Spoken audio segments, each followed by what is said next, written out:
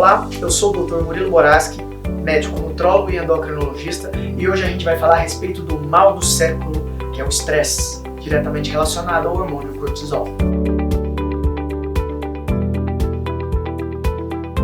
O mal do século hoje, conhecido também como estresse, ele está intrinsecamente relacionado a um hormônio fundamental na nossa fisiologia, que é o cortisol.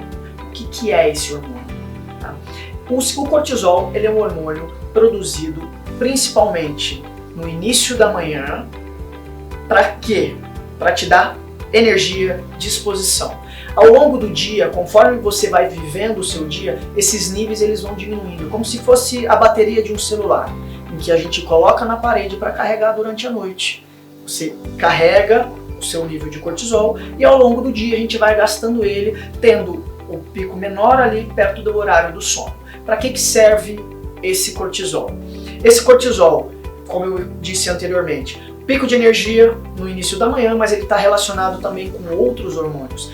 No início da manhã, quando você tem o pico desse cortisol, você vai ter um pico de adrenalina, o pico dos hormônios tireoidianos, e assim como uma série de outros picos hormonais que são dados em impulsos ao longo do dia. Como é que você vai conseguir entender melhor a relação do cortisol com o estresse? Normalmente, o estresse ele está dividido em 3 fases. A fase de alerta, a fase de resistência e a fase de exaustão. Na fase de alerta, o indivíduo ele é apresentado ao estressor. Então é uma coisa discreta, pontual.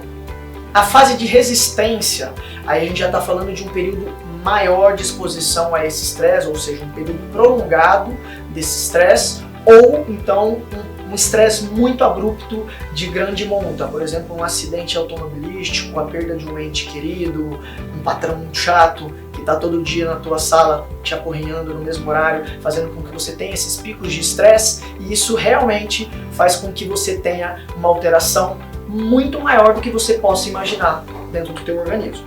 O que acontece? Se os índices do cortisol ele não respeitar o ciclo circadiano, o que quer dizer isso? Que é o ciclo solar, pico no início da manhã, queda no final do dia, você não vai conseguir ter esse equilíbrio, essa homeostase hormonal do seu organismo.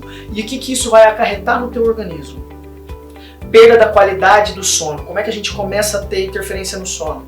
Cai qualidade na hora de iniciar o sono, ou seja, o indivíduo tem mais dificuldade de iniciar o sono, ele tem um sono mais quebrado e ele de manhã ele vai acordar como se não houvesse dormido, ou seja, extremamente fadigado. E isso vai levando à terceira fase do estresse, que é a fase de exaustão, que o próprio nome já descreve tudo, o indivíduo exausto, mal-humorado, ele não tem, as relações interpessoais elas são ruins, porque o indivíduo que não teve um descanso e as produções hormonais adequadas do sono, ele não vai ter um humor adequado, e você vai entender daqui a pouquinho por quê.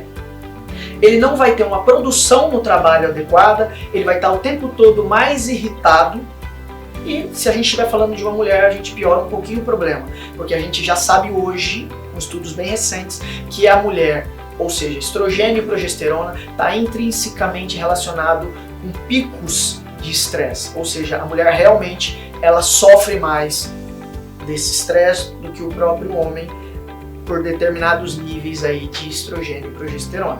Principalmente nos momentos em que envolve TPM, menstruação, pós-menstruação.